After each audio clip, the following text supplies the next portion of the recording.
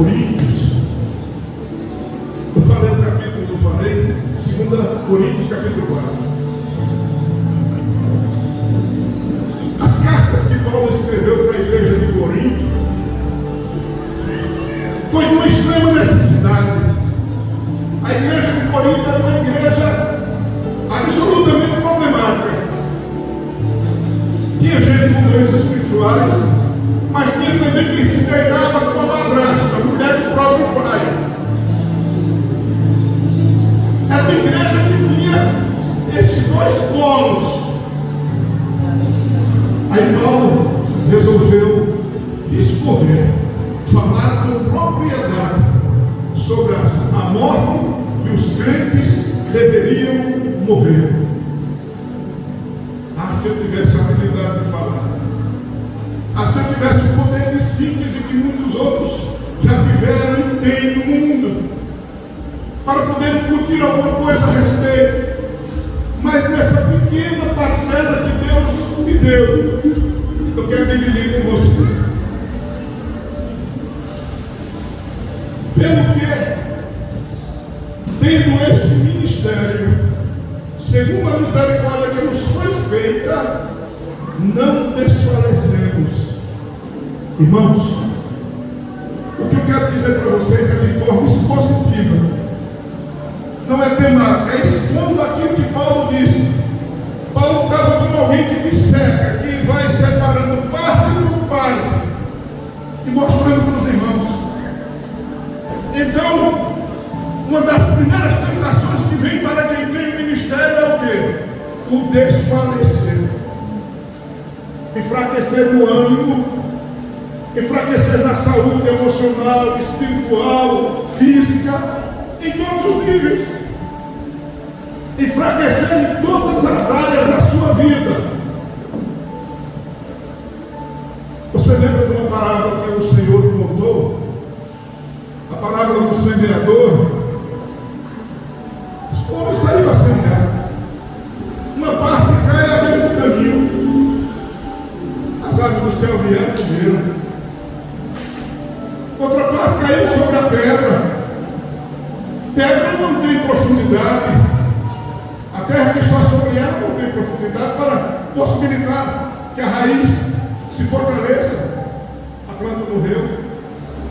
Outra semente caiu entre os espinhos, entre as ervas daninhas, cresceu, começou a ficar minutinha, mas de repente aquelas ervas daninhas, aqueles espinhos sufocaram aquela plantinha e ela até conseguiu fazer alguma coisa, mas não fez com perfeição. Foi isso que o mestre disse. Mas teve aquela terra boa, onde a semente caiu, que produziu até a 100 por 1. Que você seja essa terra hoje. Amém, Jesus. Quando ele foi explicar a parábola da semente, a terceira observação que ele fez foi aquela que nasceu entre os espinhos, que não dão fruto com perfeição. Eu poderia dizer que grande parte da igreja hoje é isso. Plantas que nasceram entre os espinhos e de repente estão desfalecendo. Mas à meia-noite ouviu-se o clamor. Aí vem o esposo. Saíram ao encontro. Estava todo mundo dormindo. Estava todo mundo desfalecido. O sono é como se fosse uma morte. Mas alguém ainda tinha uma reservazinha de azeite. A metade tinha. Quando vier o Filho do Homem, porventura achará fé na terra, achará assim, onde? No meu coração e no seu coração. Porque nós vamos para os pés dele. A vitória que vence o mundo é a nossa fé.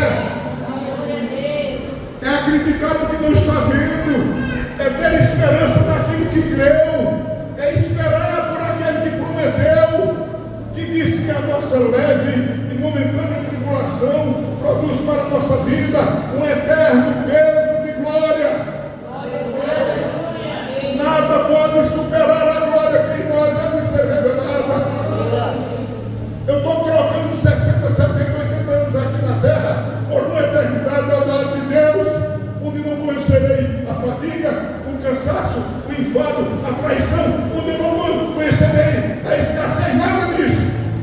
para sempre na presença dele.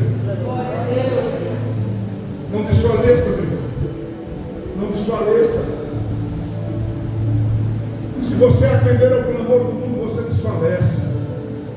Porque o clamor do mundo e tudo que o mundo traz fará de todas as formas para que você desfaleça, enfraqueça, desista e deixe de dar fruto, ou se der fruto, dê fruto defeituoso e não com perfeição. Antes, verso 2, rejeitamos as coisas que por vergonha se ocultam, se escondem, não andando com astúcia, nem falsificando a palavra de Deus, e assim nos recomendamos a consciência de todo homem na presença de Deus, pela manifestação da verdade. Meus irmãos, será que a gente está numa época hoje onde se falsifica a palavra de Deus? Sim ou não? A palavra de Deus tem servido para tanto propósito de tanta gente, a ponto do próprio Senhor Jesus prevendo isto, disse: aquele dia muitos vão me dizer, em teu nome fiz isso, fiz mais isso, eu era um fogo vivo por onde eu passava, eu porém lhes direi, não vos conheço, apartai-vos de mim, vós que praticais a iniquidade. Iniquidade, você sabe o que significa iniquidade? Falta de lei, anomia, ausência de lei. A lei de Deus nunca foi revogada, a lei de Deus continua até hoje válida. Só tem uma coisa: eu e você, por melhor mérito que a gente tenha, jamais poderemos nos salvar a nós mesmos. Por isso que a nossa vida está escondida com Cristo em Deus. É lá que nós extraímos a eternidade, é lá que os nossos olhos enxergam o futuro, é lá onde os nossos pés caminham aqui com segurança, porque o mundo é mau e os dias são tenebrosos.